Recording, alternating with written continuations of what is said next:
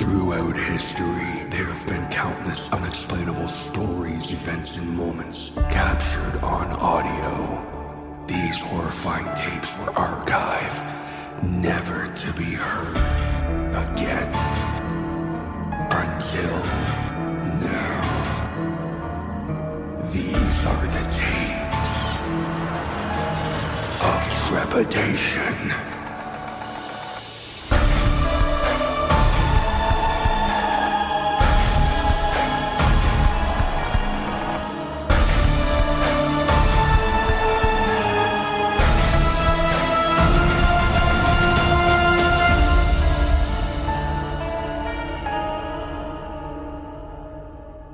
Tape number 55, Shower Thoughts.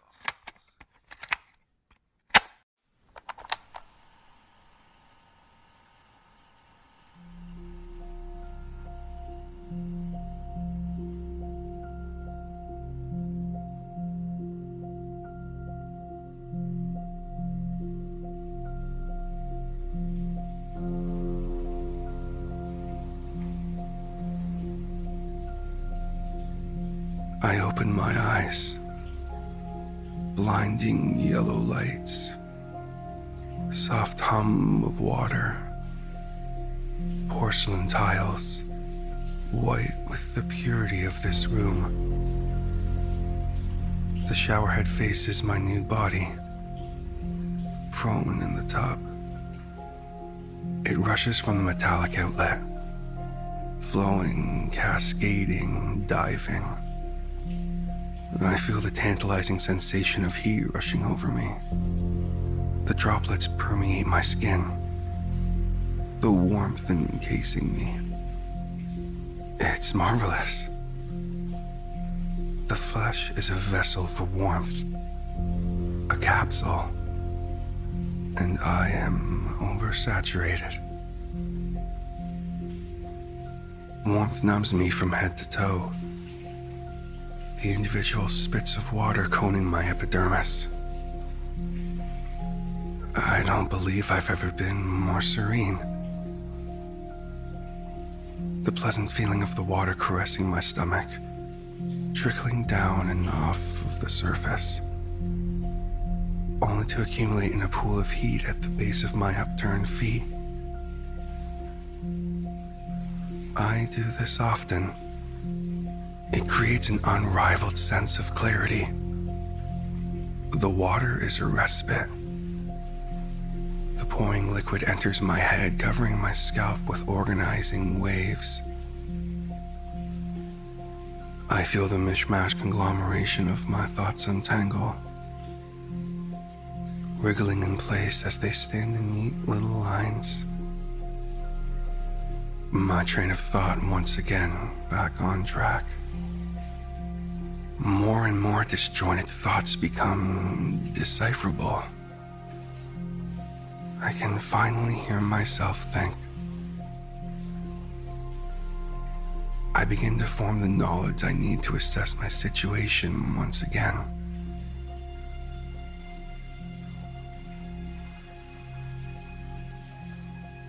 It's clear again.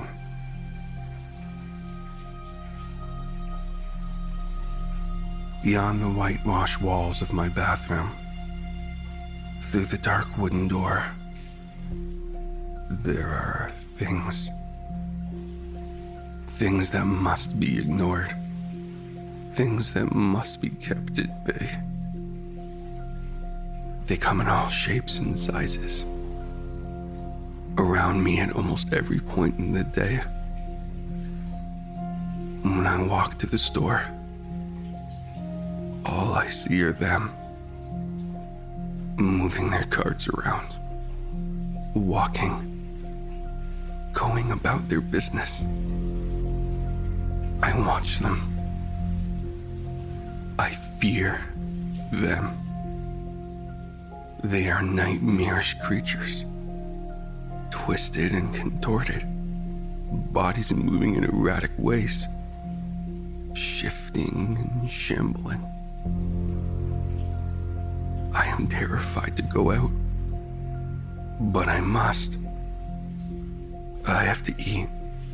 I have to drink. I need to exercise. And oh God. They talk to me sometimes. Their mouths make the most inhuman movements. I can barely understand what they mean. It's so hard to get through every day. At night, the fear grips me tighter and tighter. And I have to let the water guide me so I don't go over the edge.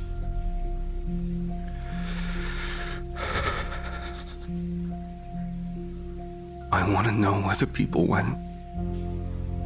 I know they're still out there. Those things haven't replaced them all. I know they haven't. I know this because I get emails asking for copywriting. I don't understand them at all. I can't fathom why they'd ask for work when they can see what's out there. I tried to ask them what it's like where they are, but I don't ever hear back. Maybe those things got them. But why don't they hurt me? They look at me all the time. In the street, at the park, they even watch me on the TV. So why don't they hurt me? Their hideous features can mean nothing good. And I know what I'm seeing. Am I a part of their experiment? A test subject?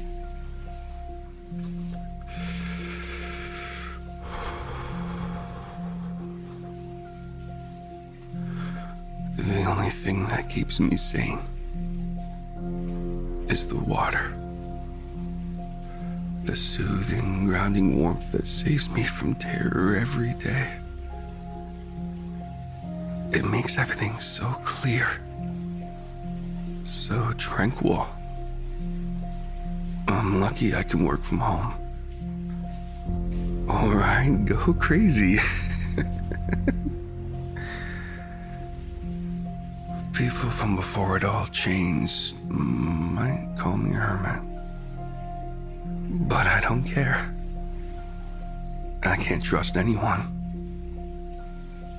Not when people don't reply to me about urgent matters. Social media is out of the question as well. They watch me on there too. I've seen it. Their warped eyes peering back at me while I view what should be authentic profiles. Those things have taken my family, my friends. I can't trust anyone at all.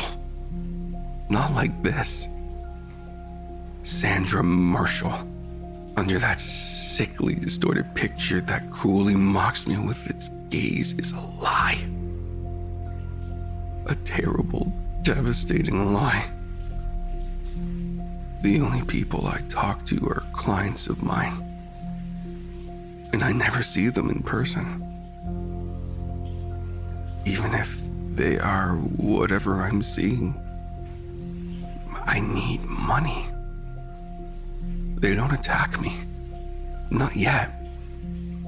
If they wanted me dead, I wouldn't still be here.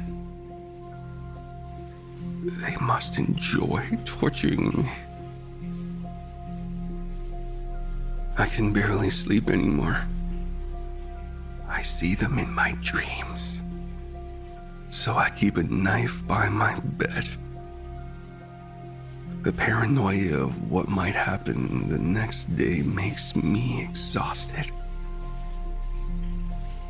I stopped answering the phone a while ago. And I blocked all my contacts. Every time they call, they try and impersonate people.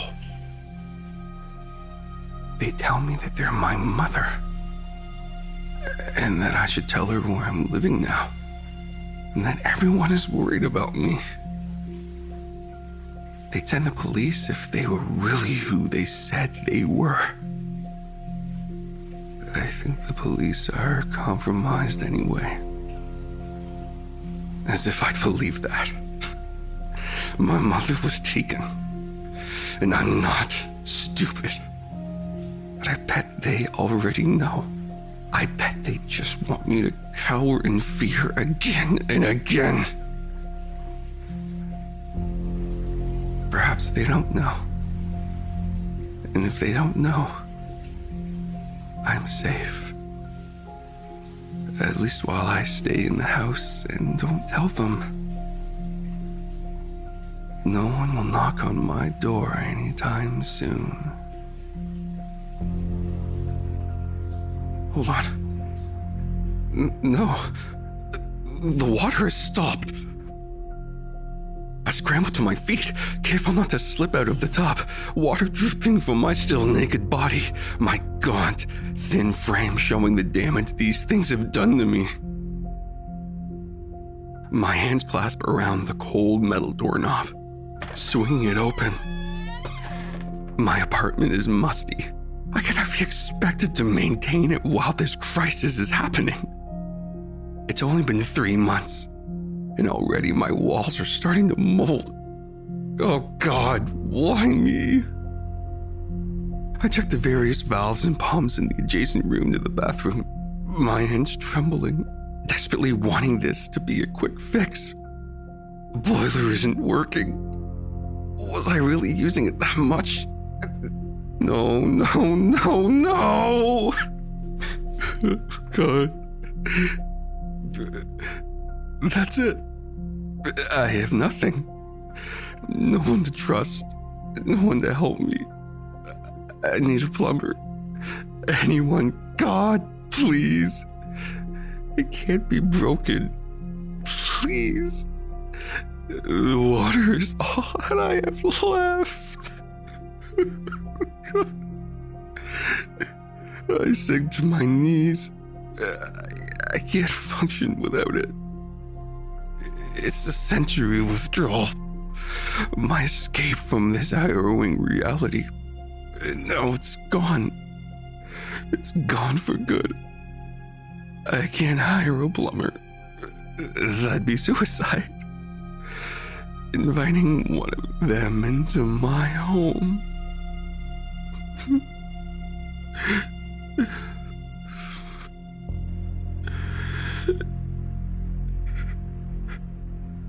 And then I realized they did this. It has to be. They want to draw me out of the house again. They want to kill me. I feel angry. They've tortured me, toyed with me, and now they've taken my sanctuary. Well, no longer. I take the knife I've kept for so long in my hands. I can't take their harassment any longer. I stagger outside, eyes wild, the blade clutched in my hands.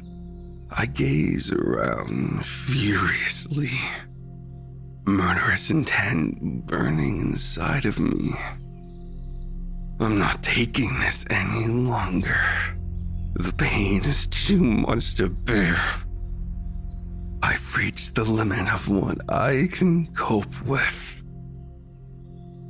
I walk down the street gingerly, searching feverishly for the defilers that took my life from me. My eyes lock onto one, unmistakable as it trots along the sidewalk, morphing and contorting, face warped and shifting constantly as it talks to itself with something in its hand, high-pitched and insufferable to my ears. I scream in blind anguish, brandishing the sharp blade as I rush towards it. It seems to make some garbled noises akin to what I assume it must be a shout as I grapple with it. We fall to the ground, tumbling and tugging it close, my arms slashing around. I find purchase on the thing's arm, pinning it to the ground, heart racing as I thrust the knife downward towards the torso.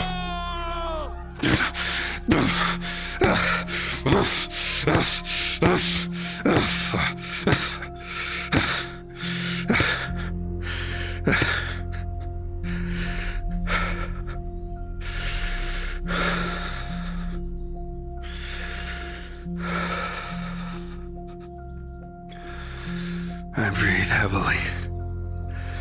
The creature is dead. No longer a threat. I grimace as I pull the knife from the thing. I sit there on the sidewalk for a while, clutching my head. The shower's clarity is wearing off. The sense of bliss and utter crystal clearness is waning. I feel my cognition begin to blur again. Sounds start to muffle and distort. Memories begin to flow out of my mind like a river. I can't think straight. I can't feel properly. The previous understanding giving way to a jumbled fog. Mismatched snapshots with no beginning or end.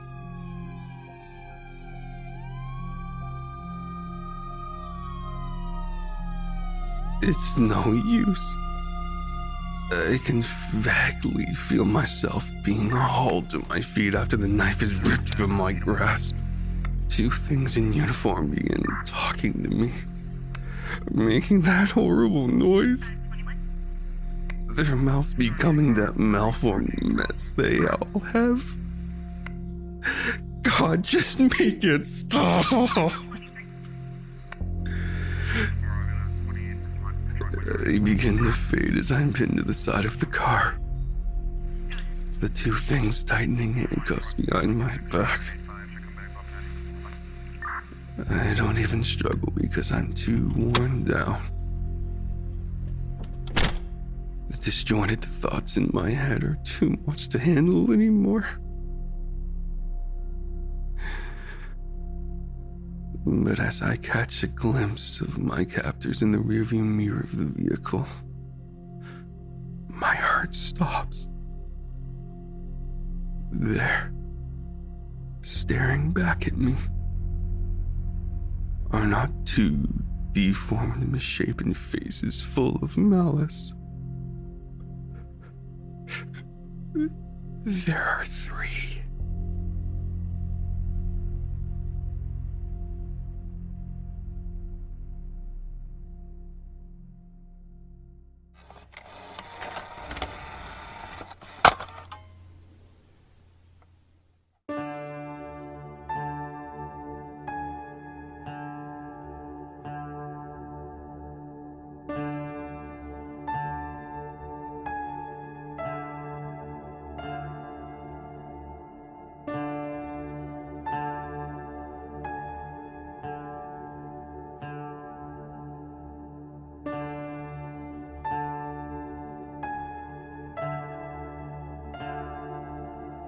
This has been tape number 55, Shower Thoughts, by the Tapes of Trepidation Horror Narration Podcast.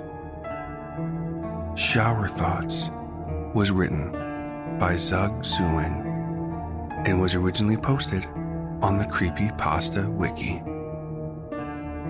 Narration, production, and sound design for this episode was by TJ Hodder. Music for this episode was provided by CO.AG.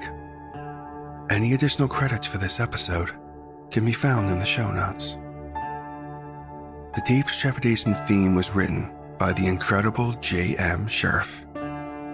All logos, banners, overlays, and graphic design work was provided by the talented Jason Reese from Jaybird Digital Arts.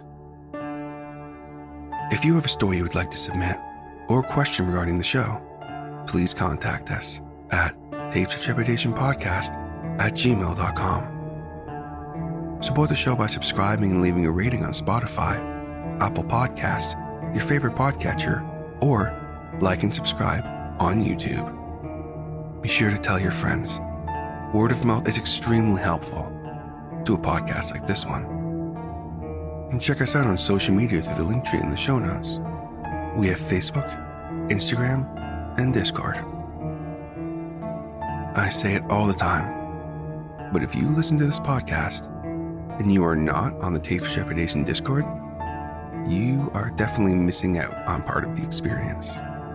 We have a ton of fun over there, so come hang out with us. And if you'd like to support the show a little more, consider joining the Tapes of Trepidation Patreon. With as little as $5 a month, you can gain access to monthly bonus short story narrations, the weekly behind-the-scenes podcast within the archive, and more. Come, join us, and become trapped within the archive. Just like my current patrons. Neil Skarupa from Neurotic Voice, Doozer Pin Dan, Ronan Kumori, Eric Phones, and Patrick Stewart. Thank you all so much for the support. On a quick side note, Tapes of Trepidation just celebrated its first year anniversary, and I can't thank you all enough for the support with this journey so far. It's been truly incredible, all of the wonderful feedback and kind words I've gotten for this podcast. I had a lot of trepidation when launching this podcast, because I wasn't truly sure how it would be received. But overall, it's been so positive, and I'm having so much fun creating this content for you guys. And I hope you are too. Thank you so much for supporting and helping Tapes of Trepidation grow. I can't wait to see what this next year holds. Thanks so much. All content used on Tapes of Trepidation is either original, used with permission, or is available under Creative Commons Share-alike license. All rights reserved, unless otherwise stated. Licensing information can be found in the show notes. This podcast and its content may not be redistributed or rebroadcasted without the express written consent of Tapes of Trepidation and the story's author. Thank you so much for listening.